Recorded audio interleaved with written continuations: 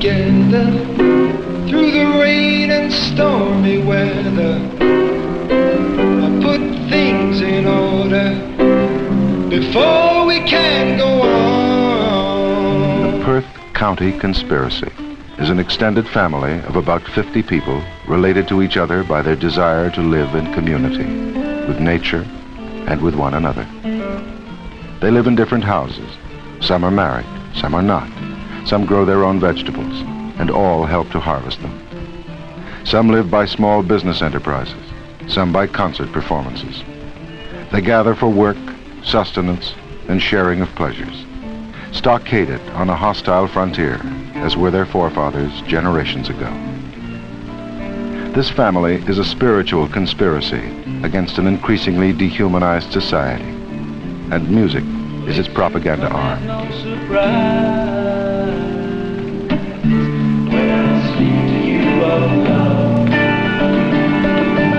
It's in the air around above your head. It whispers to you. As the 1960s turned into the 1970s, and as some of the bright technicolour visions of the first summers of love started to fade, many of the denizens of those decades began to seek their utopias outside the cities of America and Europe.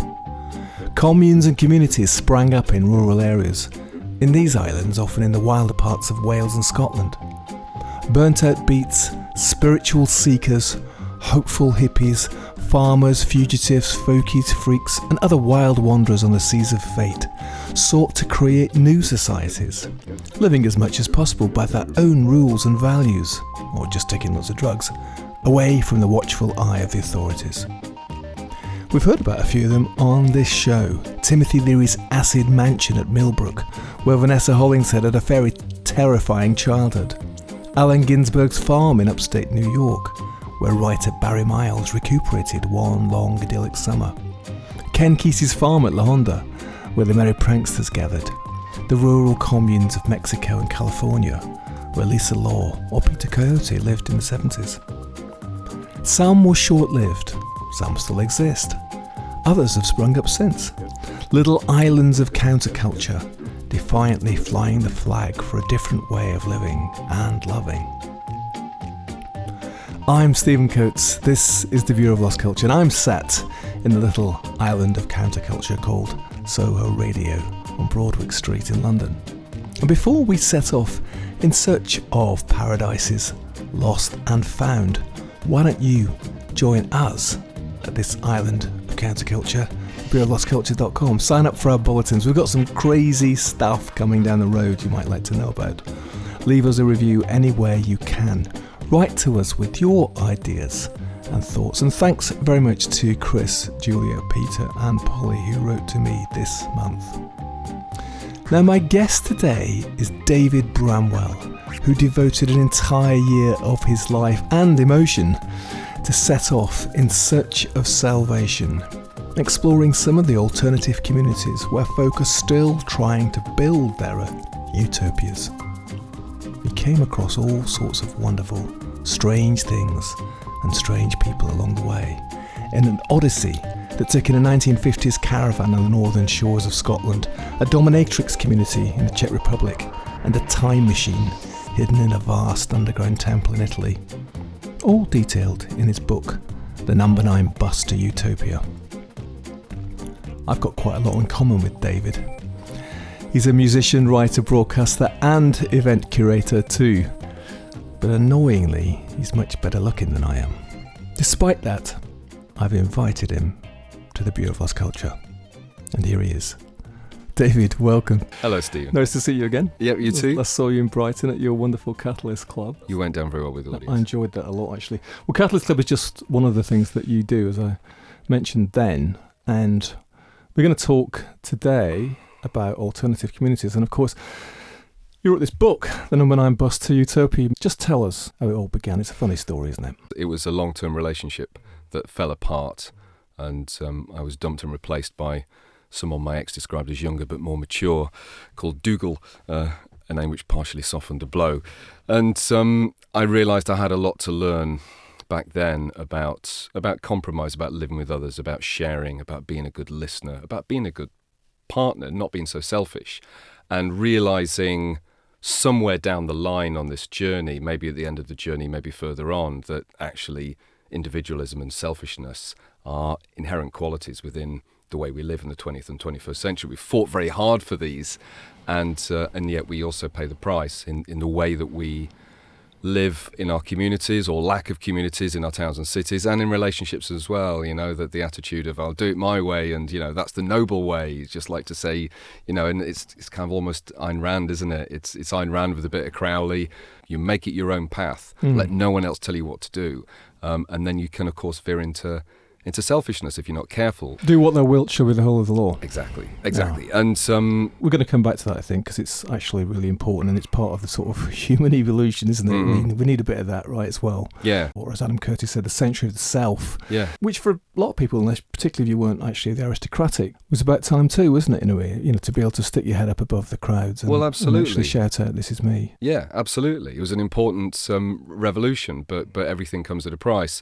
And so in my own small way, I was, you know, kind of part of that, having been in a relationship where I think I held those attitudes, and partly influenced probably by the countercultural books that I'd read in my late teens and 20s, and so had this realization that I needed to learn about sharing and compromise, and that also being a projects kind of guy, I needed a project. I needed also to escape the painful memories of, you know, left alone in a house. There's nothing worse than that emptiness and that loneliness and that pain that just is all-consuming. Every time you pick up a particular cup or something. Yeah, you turn on the radio and like the worst, you know, the cheesiest song, then you're in tears, you know. And so I was a part-time teacher at the time. I've never held down a full-time job, which I'm very happy that those circumstances have kind of prevailed. But I was working a couple of days a week in a school, and I was given compassionate leave by a very understanding head. I'd been researching alternative communities for many years, been fascinated by different ways of living, and hadn't ever considered I'd be brave enough to like take a year out, drop everything, and go and visit these places. Go and consider whether or not I might actually live in one of these, just leave everything behind. But the interest had been there, so I'd collected all the information, done the research, and then when I was hit with the relationship breakup, there was really an attitude of, well, there's nothing to lose here. Nothing to lose and a lot to learn. Yeah, and have an adventure. So you know, it was in my late 30s. I could have had a tattoo. I'm still, you know, one of the last remaining untattooed people in Brighton. I'm sort of holding out to be a sort of a freak show museum exhibit, you know, when I'm in my 70s. Well, as soon as you die, someone's going to come up and tattoo you, aren't they? You're not allowed to be buried without a tattoo. Brighton. I decided I would go and have this year. I cashed in some savings. We're going to dig into some of your adventures in detail. It's a noble and brave countercultural endeavour, I think, to do that, and took quite a bit of planning, I'm guessing, as well. It took a huge amount of planning. Well, the first thing to say as well is that in terms of courage, I'm a terrible traveller. I get quite anxious when I travel. Right. So the first thing I decided to do was not go anywhere that would actually challenge me. So that's why I didn't go to India. That's why I didn't go to, you know, some far-flung climes. I stuck to Europe and America. Also, you go on these adventures and you think, I could write a book about this. And I thought, well, places like India probably would be cliched nowadays to include that. Why not look at how people have tried to create their own utopias a bit closer to home, in Scotland, in Denmark, in Germany, in Italy, in America, etc. I was genuinely more interested in those communities as well, because the ones that I dug deep into with the research were, you know, ones where, bloody hell, this guy's building an entire city from scratch in the Arizona desert, or this place have built an underground temple the size of St. Paul's Cathedral at night in secret in the mountain. Those, you know, there was a wow factor. The ones that you chose to go to they've all got these extraordinary stories. Maybe Findhorn less than the others, but you know, they've got particular things apart from the fact that they're alternative communities. But in terms of the subject of alternative communities, or as they're called often these days, intentional communities, which kind of makes a bit more sense, doesn't it? They've always been them, right? They've always been monasteries and nunneries, I don't know if that's the right word. You know, there's always been people who've chosen to go off and live together and sort of by certain rules and stuff. But in terms of the counterculture with a big C, a lot of this stuff began in the sort of late 60s, early 70s, didn't it? I talked to Peter Coyote, for instance, and he was, set up the Diggers. And it was a bit like, well, they had Summer of Love, and it started to crash. It started to go darker. So they kind of retreated or fled in a way to these rural settings where they could control the environment outside the law to some extent and sort of, choose to live out these values. So some of it had the roots there, didn't it? The stuff that you're talking about. Absolutely. Yeah. It was this lovely old hippie I met in a hot tub in Esalen, one of the many places, and these hot springs are kind of perched on the side of the cliff. Very beautiful, very, very stunning beautiful. Place in Big Sur, right? In Big Sur. And she said to me that she said two things that I thought were fascinating. One was, we came to realise that we were never going to change the system. That was not going to happen. So we fled, as you said. We moved. We found land very different in America compared to here. They're able to find land, maybe build from scratch their own intentional communities, and find a utopia. You're not gonna change America from the inside that way, maybe more from the outside. And many were successful. The average life span, I think I read, of a community is 4 years. It's hard work, There's a lot of practical considerations which are not considered, I think, in setting these places up. The second thing she said, which really stayed with me, if there was one thing that the authorities and the government were most successful in achieving in the 60s, and that was to make hippie a dirty word. I think of how many friends have talked about dirty hippies, bloody hippies, wouldn't, anything but a bloody hippie. I remember reading Bobby Gillespie in a NME interview, back in the 90s, boasting about how him and some friends had set fire to the house next door because it was full of dirty hippies. In fact, there's even a Kill All Hippies track, isn't there, on one of their albums, and how even to what we might consider the counterculture, the idea of hippiedom, which in a way is way more radical than being in a rock band or whatever, but actually saying, I reject the values of this society, I will try and strike out on my own. It was radical, actually, and, you're just saying the States, maybe even more so in some ways. The land was there, but also, there isn't the same sort of social security which you can kind of build some of those places on. But talking to Peter Coyote, it was interesting because he was saying that some of them were genuinely communes, as in built on a kind of communist basis. Others were charismatic, almost cult-like leaders. Ken Kesey, the pranksters setting up on the farm, the hog farmers, Manson. Maybe partly was like turning its back on society, but also trying to change things from the outside, right? And the communities that you talk about, they're all people who are actually quite rad. And you saw with the 90s even, because a mate of mine went to live in Teepee Valley in West Wales, and he was there for 3 years, and he just turned up with his tent, in his car, and lived there for 3 years. And you think, what, can you still do that?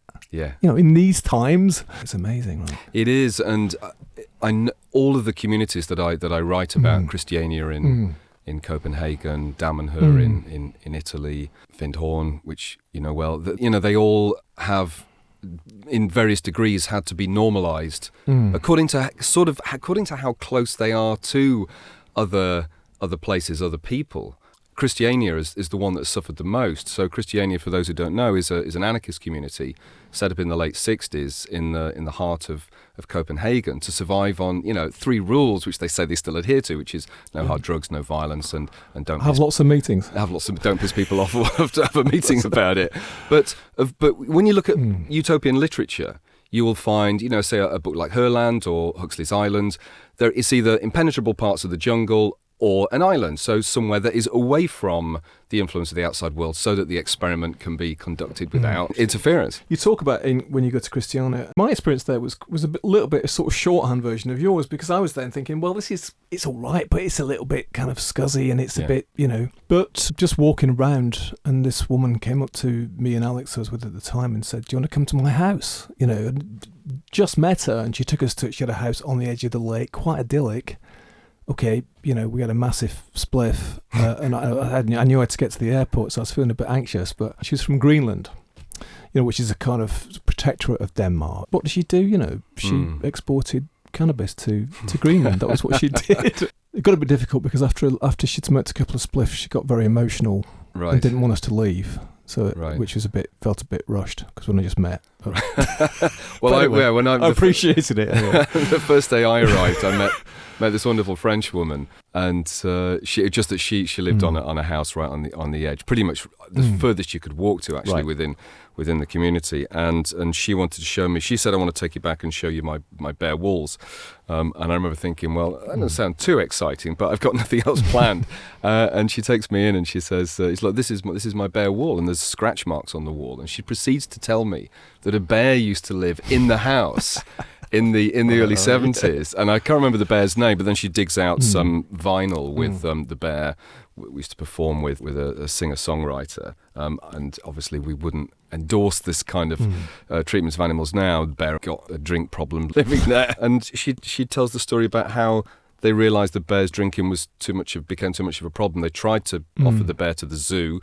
The local zoo didn't want it because it was too drunk and unpredictable. And she said, I remember somebody said they had a flat in Copenhagen they could take it to. I remember us bundling the bear into a taxi and we kissed it goodbye and that was it. And you go, I want to know what happened next. It's like Christian the Lion, those two gay guys who adopted that lion they bought in Harrods. Yes, those experiences where you feel welcomed are fantastic. But also there's something important for me there, because I wouldn't want to live that way. I'm a bit OCD. There's certain things about living that way that I'd find very difficult, but I'm very glad that people are doing it still.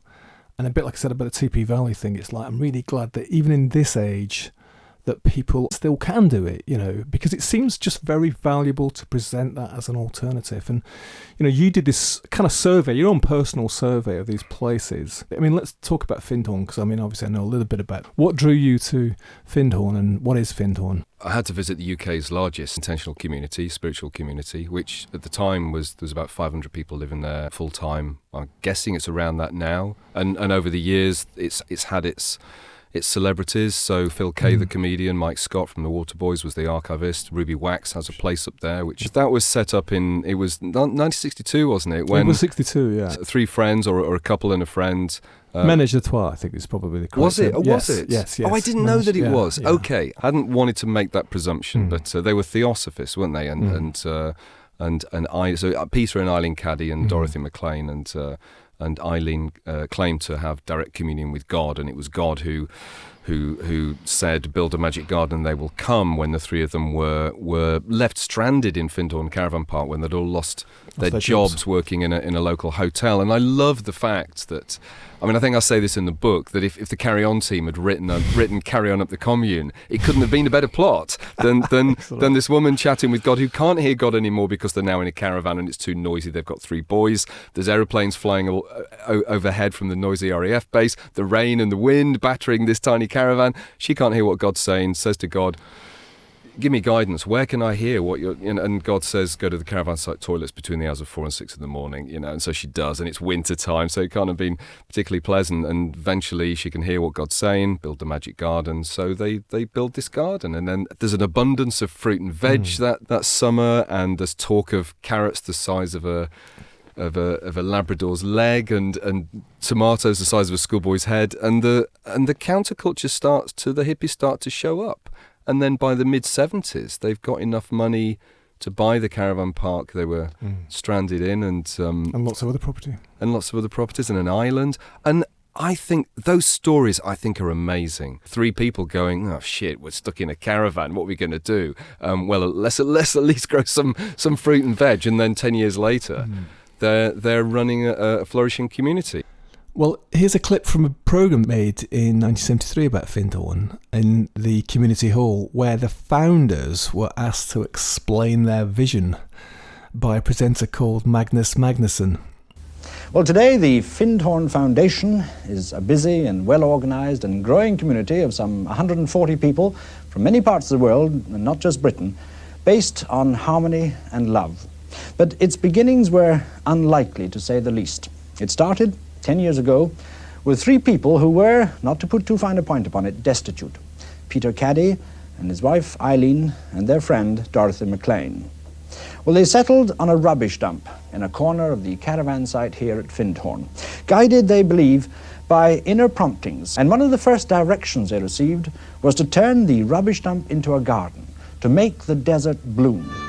The Caddies had never planted a seed in their lives, but they were now getting guidance directly from another spiritual source, the devas, or angelic beings, who control the elemental nature spirits of the plant world. These elementals, fairies, elves and gnomes, in return poured fecundity into the garden, and the flowers and vegetables throve mightily.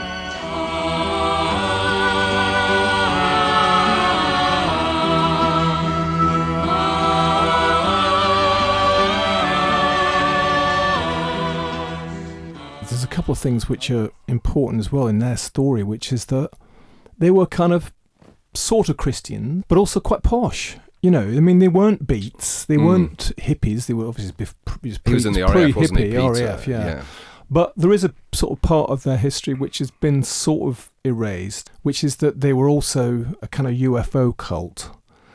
And the reason that they were actually sacked from the hotel, which they later bought, I've stayed there. Yeah. Brilliant. Was that they had this idea that there was going to be a landing on the mound at the back. Yeah. And that's why the management sacked them, and that's why they moved to the caravan park. And apparently in the early years they were regularly going to the shore, where we are, with the expectation that extraterrestrials were going to land. There's in the film My Dinner with Andre, they have a conversation about Findhorn. It kind of crops up, doesn't it? And this talk about the roof of the Universal Theatre being able to be detached in case an alien spaceship wanted to land and hide. Is that true or not? You know, I'm reluctant to say no, it isn't true, because that part of their story is important, and yet I think they're a bit shy about it now. We can laugh at it and stuff, although of course, let's face it, the whole UFO thing is back with a vengeance, isn't it? Yes, right, it is. Back in fashion. But I think that there's something I wanted to talk to you about, which I thought was an important theme in this, and maybe in the wider discussion, which is they had this idea, and I think it was a sincere belief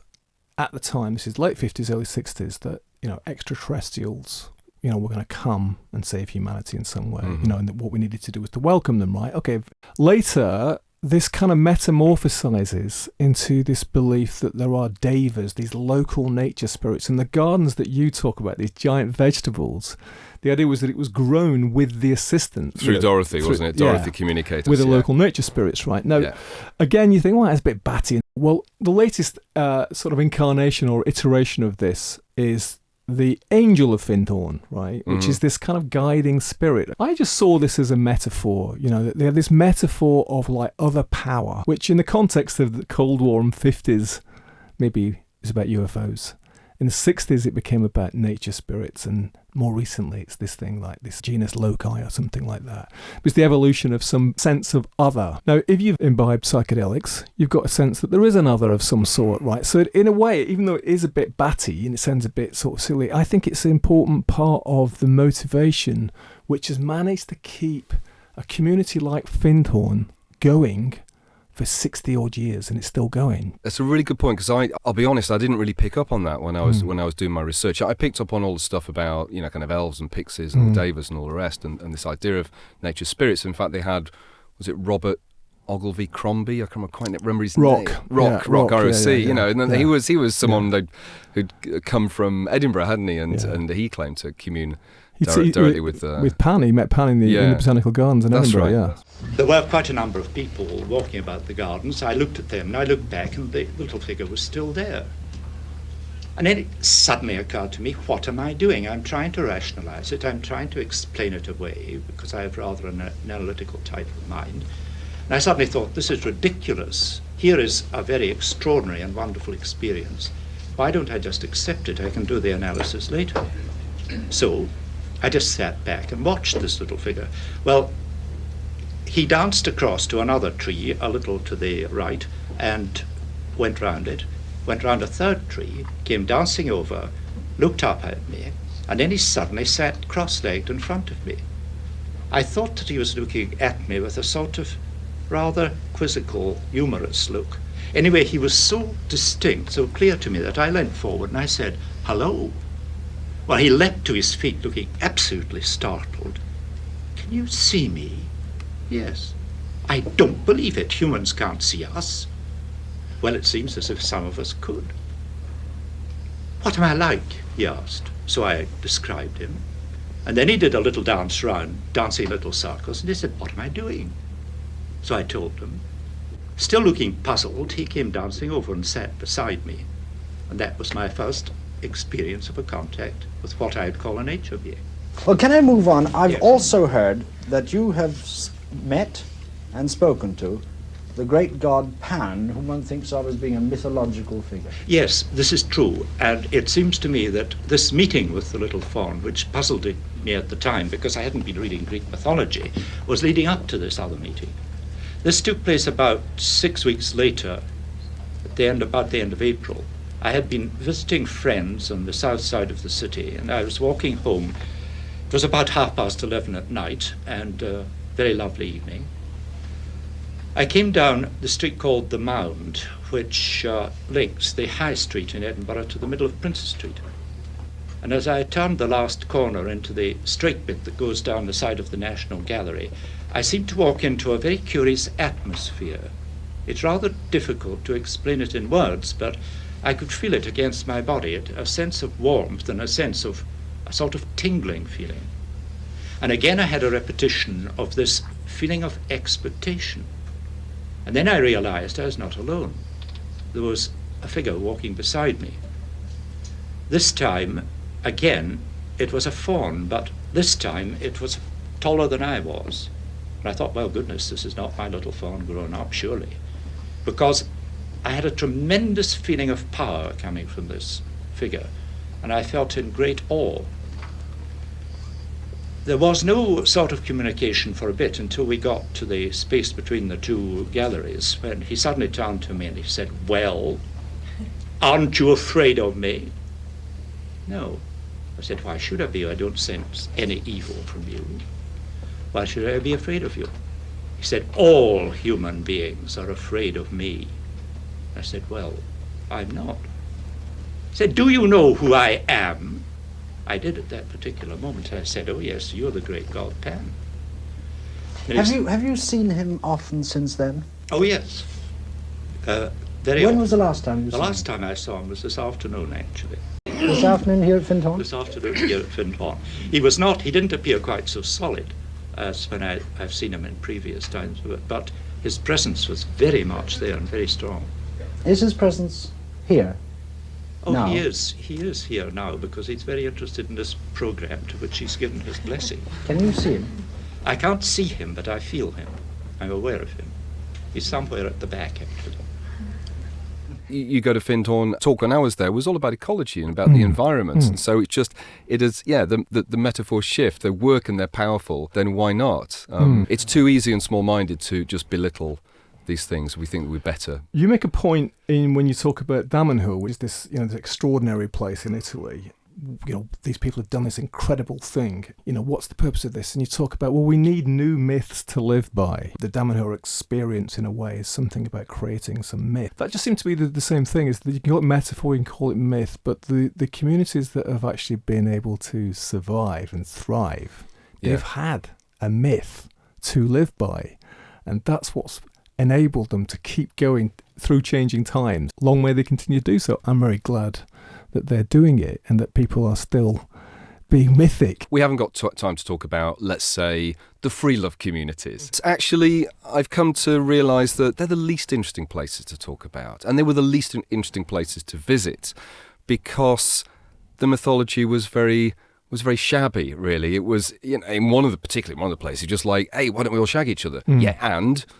Well, we haven't got an and. We just those are the ones that tended to collapse the quickest because just driven by a handful of people's libidos and sometimes some quite toxic individuals. It's not always. I'm not saying that polyamory and other forms of sexual expression, are not valid, but in those particular communities, they didn't have a solid mythology, and the ones, the powerful ones like Findhorn, particularly like Damanhur. Damanhur, intentionally sat down and wrote incredible complex mythology that involves the destruction of Earth, it involves Atlantis, it involves UFOs, it involves time travel. Brilliant stuff, brilliant stuff. And they know what the fuck they're doing. They wanted to sell their story to Hollywood through the theatre maker Ken Campbell, who became obsessed with the place. Give us a quick sort of description of Damanhur. I mean, it is extraordinary. Put yourself into 1978 and you're in the foothills of the Alps, just about a 45 minutes drive from Turin, and a group calling themselves Damanhur, led by a charismatic leader, let's be honest about this,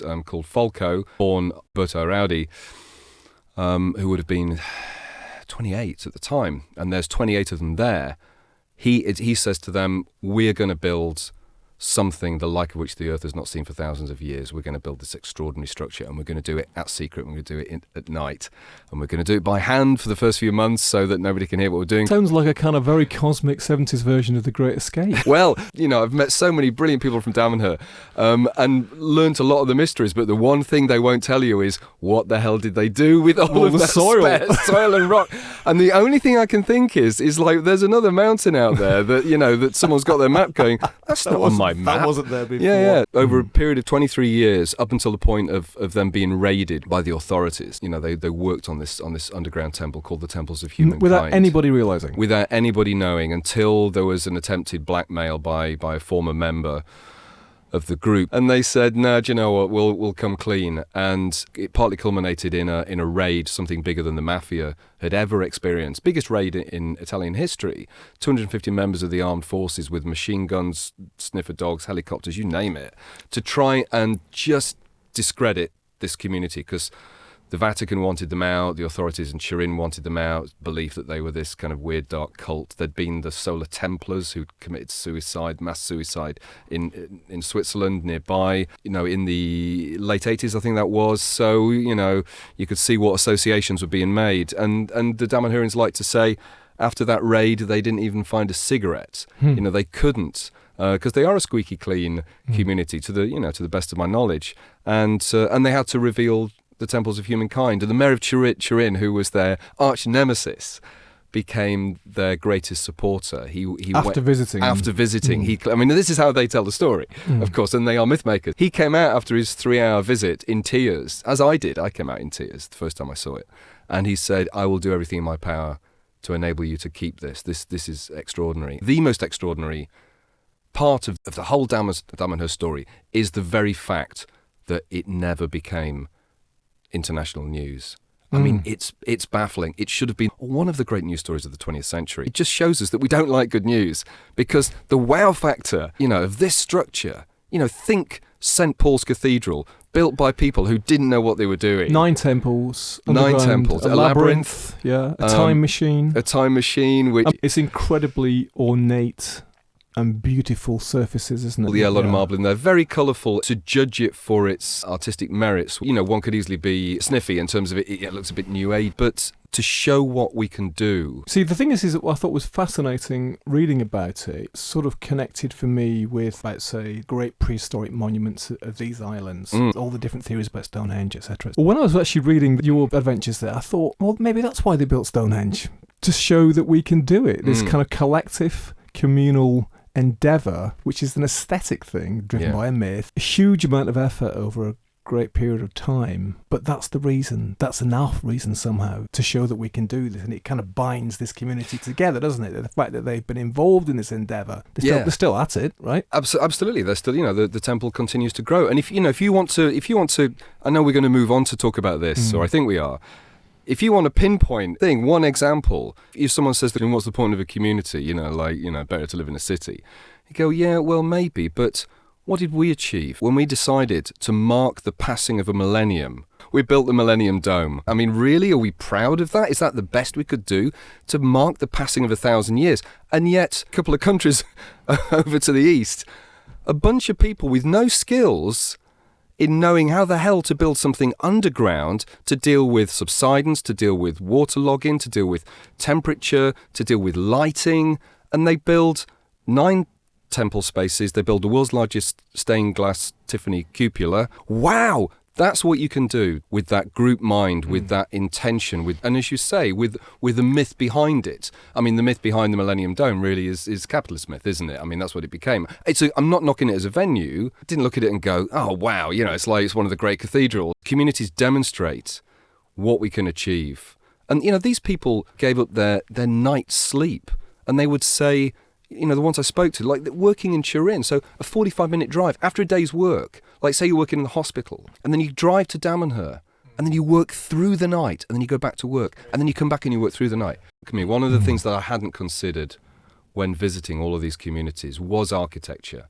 It was the buildings, the creativity, the originality, and the intention that went into the structures that people built, particularly in Christiania, because if you think, Well, they were a bunch of stoners, like in the late 60s. A bunch of stoners had lost their squats that had been bulldozed by the authorities. So they go looking for somewhere else. They find this disused area, 84 acres of old army barracks north of the river, and they go, hey, let's squat here. And you think, well, what's it going to be? It's going to be a shanty town. Everyone's just going to be, kind of drug heaven. No one's going to worry about sanitation. Far from it. They learnt how to build their own homes. Well, Christiana's full of these idiosyncratic things, as is Findhorn, by the way. As is Damanhur, as was Harbour and Hot Springs, one of the places I went to, sadly burnt down a few years ago. Esalen, some of the co-housing communities I went to in San Francisco and Oakland. If you allow people to create the kind of communities and homes that they want, then actually we get to demonstrate our ingenuity and our singular visions. And it's not going to be horrible and tasteless and clashing. That's the stuff that is largely planned by committee, isn't it? Yeah, absolutely. I think it probably does need some kind of like communal myth or communal mission or something to sort of make it work. Ecology, of course, in Findhorn, is the guiding principle behind a lot of the buildings that have been built there. But they are beautiful, the whiskey barrel houses. I can't think of any of the places that I went to that wasn't driven by ecology. Arcosanti, which is the city that Paolo Soleri started building in 1970 in marginal land just outside of Phoenix. He coined the word arcology, which is architecture and ecology, and that was the driving force. I mean, hard to imagine a community that wouldn't have a consideration for ecology, unless maybe it was an urban one. I visited one in San Francisco, which was united by polyamory and the love of Joan Jett and the Black Cards. This woman living in this house called the Pencil House, where they're all living. I can't remember her name now. And I said, and how long did that last? And she said, about 6 months. Yeah, we all shagged each other and listened to Joan Jett, and then we sort of drifted away. Yeah. a lot of those kind of countercultural years, they were brief, but at the same time could be quite transformatory. I did an interview with Miles, about his time on Allen Ginsberg's farm. Ginsberg had his farm for, I think, only maybe 3 years, actually. Ginsberg was an extraordinary character because he was amazingly generous and sort of resisted becoming a kind of cult leader. But, his farm was basically for his friends and for kind of, he was concerned about various of the Beat generation who were turning into drug addicts and alcoholics, and, so it became a bit of a refuge as well.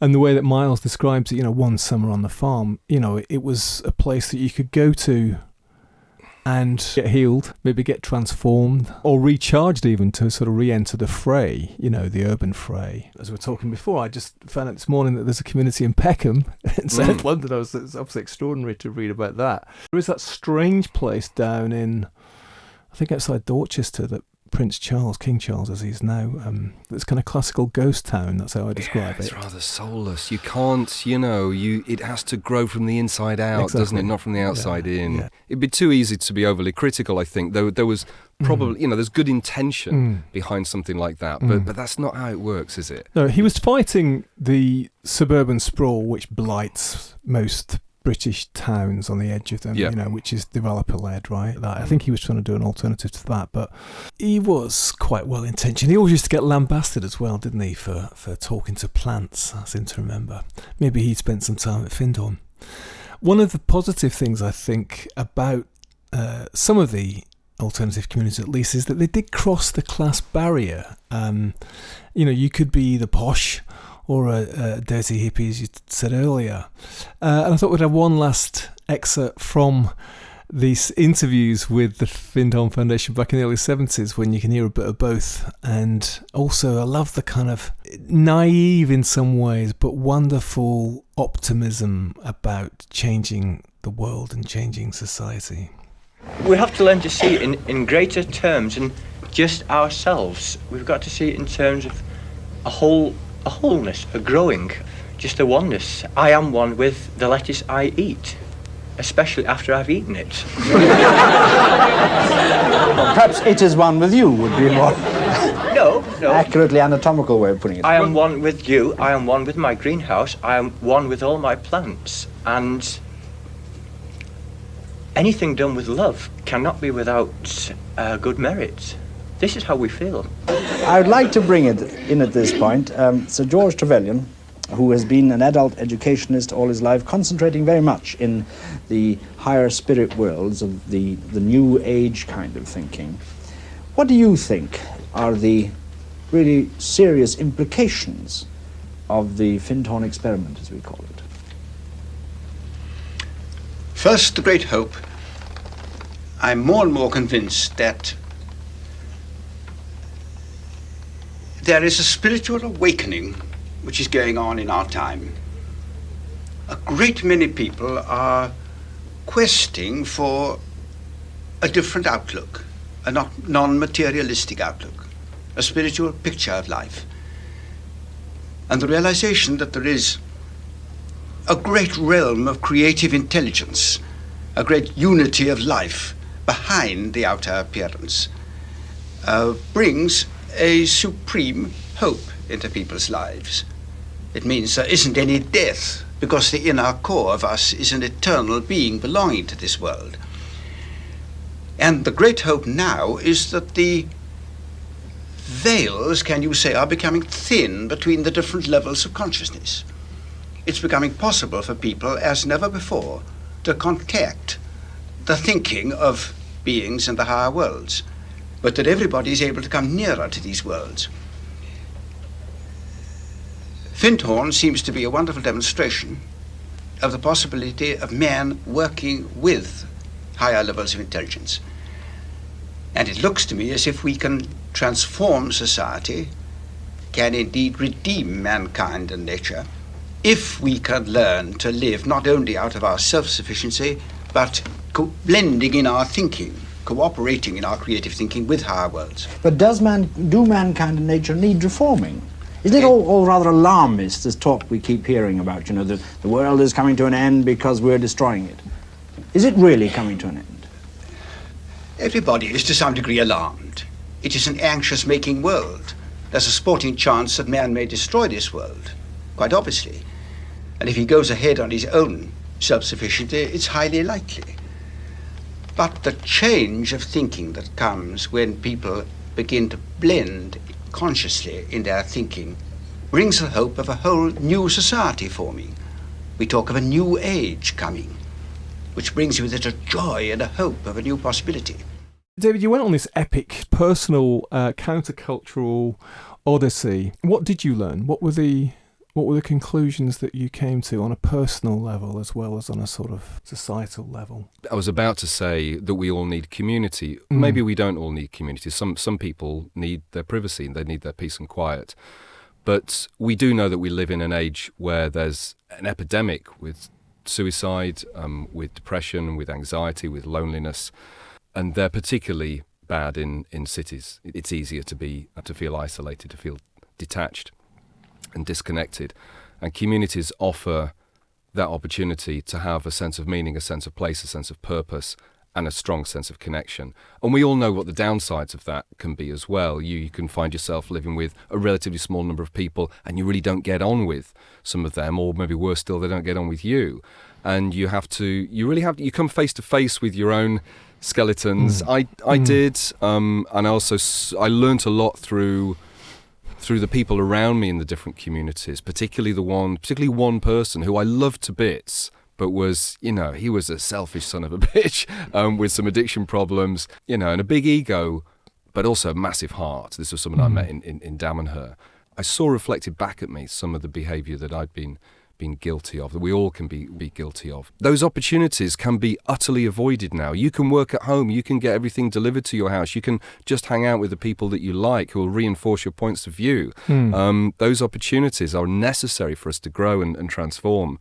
I didn't have any ideas at all, I'll be honest, about how I might change my relationship with community in Brighton. When I returned to an empty house and a heart that was healed, and having been greatly inspired by the people and the places I've been to. It was an expat called David Burke, and often it takes the outsider, doesn't it, to kind of show us what we need sometimes. And he'd set up this event in Brighton called Zocalo. He was, thinking along the same lines. We're all just on our devices. We're all staring at screens, and community is sort of crumbling, and yet so many people are craving it. He came up with this idea of an event, very low-key, did a poster campaign, knocking on a few doors, bit of social media, just say to people, hey, if you want to just hang out on the street next week, just put a chair there, some of us might gather on that street, and it grew and grew and grew. And when I returned, I wanted to do something. So we started running these events together and growing Zocalo across a community of 2,000 houses.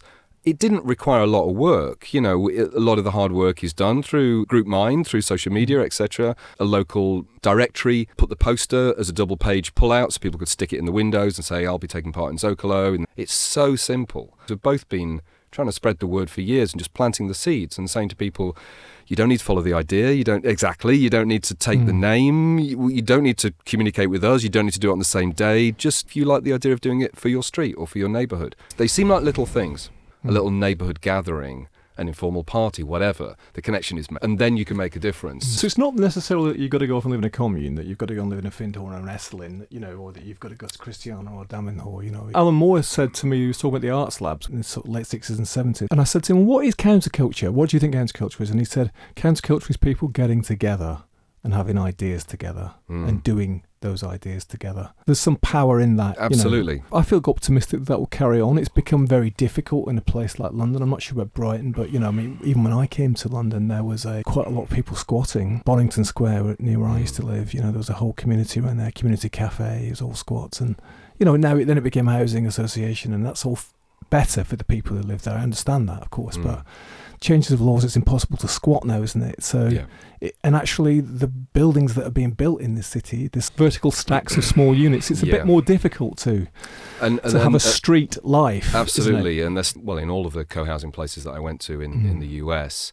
and places like Arcosanti, which was this city being built in Arizona that I mentioned. In those places, there were communal kitchens, there were communal spaces. And I mean, what I really liked about, one of the co-housing groups that I went to, it was either Berkeley or Oakland, where everyone just pooled their money. Said, right, there's an old abandoned warehouse over there, we're going to pool our money. We'll all have our own individual homes, flats basically, but we will decide as a collective what we'd like to have as the communal spaces. So it could be a cinema room, it could be a gym, it will definitely be a kitchen. Will definitely that's a must. We could have a pool, could we afford a pool? I mean, could you imagine having that opportunity to come together with people and make those decisions? What would you most like? The kitchen's the hub of it. Firstly, because it's food, because it's communal, because it's breaking bread together, but also you're a single person with a kid, and time is at a premium. All the things that you've got to do, and you haven't got anybody else to help you. Well, if you can have your meal cooked for you 20 days of the month, and somebody can keep an eye on your kid, and that can be shared. And you've got to do your bit. So you've got to cook that communal meal one day, but you don't have to cook every day. The things that we can do to help each other are myriads. Societal forces work against us, as you say, in terms of how we building. And in Scandinavia and places like Germany, there's greater percentage of social housing, much more consideration. Even things just like having washing machines in basements. Like, why does everyone need a washing machine? Why not have the best washing machines ever known, in the basement? And there's just a system for using them. Much better. It's interesting, isn't it, that in all the debate, which is very current about mortgages and rents and cost of living and housing and stuff, is that there isn't really a debate about community. I mean, in this sense, an intentional debate about community. David, it was an odyssey. So you got healed, as they say, came back and you put it into action. And I was just thinking that, that's the way I can kind of relate to these intentional alternative communities, is that I personally wouldn't want to go and live in one, infinitely. But I can sort of see the value of, they're almost like think tanks or something. You know what I mean? You can actually go to them and then... Davenhur calls itself a laboratory for the future. Right, so you can go there, you could learn stuff, you could experience stuff, some of it difficult, rubbing up against people in the wrong way, etc. Come up against yourself, right? You can't get away from yourself. And then you can maybe come back into the world, and you'll be a richer person. Absolutely. I'd like to think that I'm someone who can get on pretty easily with other people, and I enjoy getting on with other, and I love meeting new people. Heartbroken. I don't have a project I'm going to hate, but what I discovered fairly quickly was that I enjoyed the experiences. I liked the sharing. I lived in communal places. Each place I stayed in for a minimum of a month, and by and large lived with other people, lived with strangers. What I missed was diversity. What I missed was the heartbeat of the city. What I missed was gigs and films and theatre, the mashup of people and ideas and cultures that we get in our towns and cities. And that was why one of the last places I went to, Arcosanti, was I got excited at the idea of, well, wow, what if we actually build our cities from scratch and think about community and ecology, etc. I mean, they'd only managed to build 7% of the city and it ran out of money. So all of these places have their battles. Equally, it wasn't, for me, there wasn't anywhere that I went to and thought, I will stay here. I will place my hat here and that's it, we're done. But equally, when I returned to Brighton after the end of the year, if I remember rightly, Paulo Coelho's The Alchemist is about somebody buggering off on a journey and then coming back and finding that the thing he was looking for was under his bed or under his sofa or something. But I remember coming back thinking, if I'm going to write about this, am I going to finish with the final chapter being, it was Brighton all along because it's bohemian and it's trendy, and it's like, and actually no, it wasn't. I came back to Brighton and I saw how polluted, how overcrowded, how expensive the city was, and how a lot of people were experiencing a sense of isolation, sense of poverty, in its many forms, poverty. I see Brighton for what it is. I love my hometown, but I didn't see it as a utopia at all, and saw that the way that we've constructed our places, the selfishness that we all indulge in, is very, very present. This has become standard practice now, but when I returned from my journey, I was shocked to see in the post office and on buses and other, kind of regular places, those signs that said, if you abuse our staff, then the following. It's like, wow, do we have to do that now? Do we have to remind people to be polite to someone that they're picking up a package from or handing a package to? Bloody hell. I get it sort of quite regularly because Findhorn, whenever you walk past somebody, particularly in the Findhorn Foundation, you always say hello or good morning or whatever. So if you do that in London, people are like, back off. If I walk in the street in Borough and say hi to somebody, it get very tiring as well.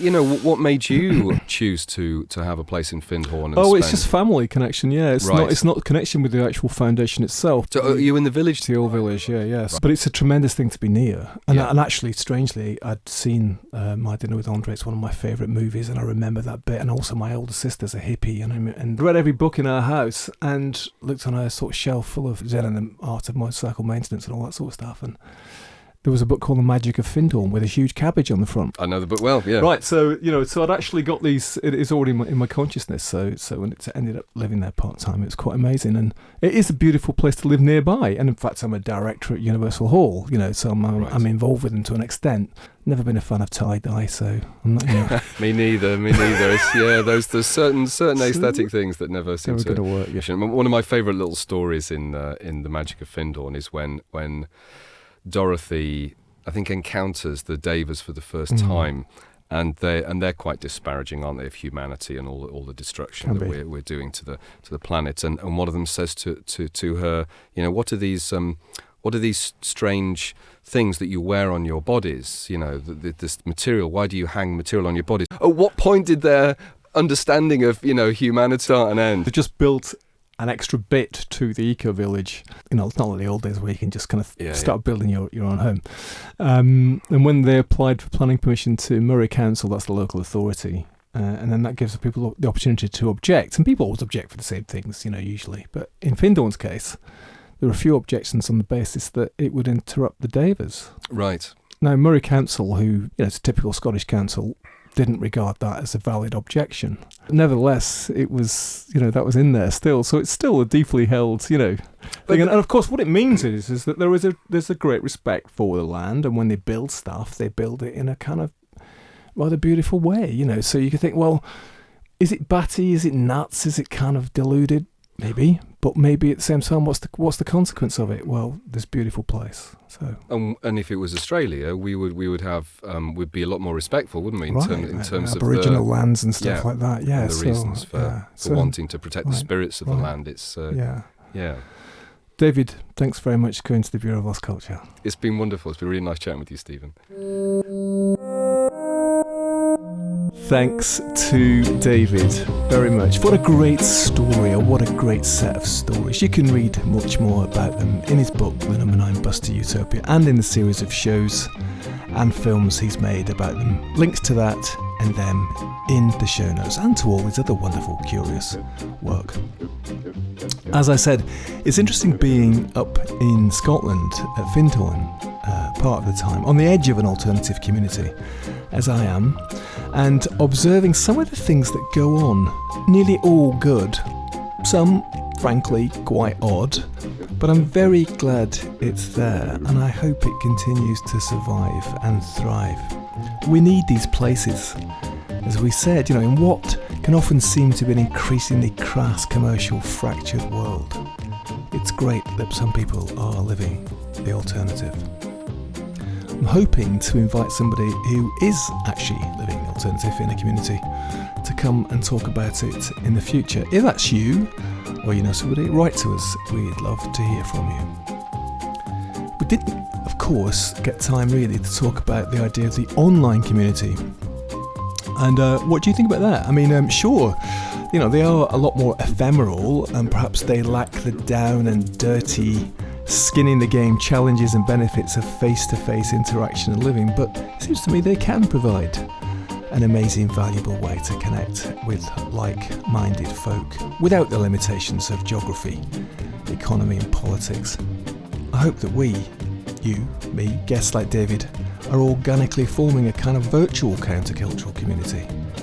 We've got some plans as how we can develop that, so do stay posted at bureauoflostculture.com. And thanks for joining us. We've all only got a certain amount of time in this life, so I really appreciate you spending some of yours here. See you down the road for more stories from the other side, from the underground, from the upside down. Here, to finish, is a song from the new troubadours of the Findhorn Foundation back in the early 70s, singing Rainbows in the Sun. Salut. Together we were thought of, together we belong. Together we will change the world, together we are strong. There are all kinds of people all over the world Coming together, We've been separate so long, but now we are all coming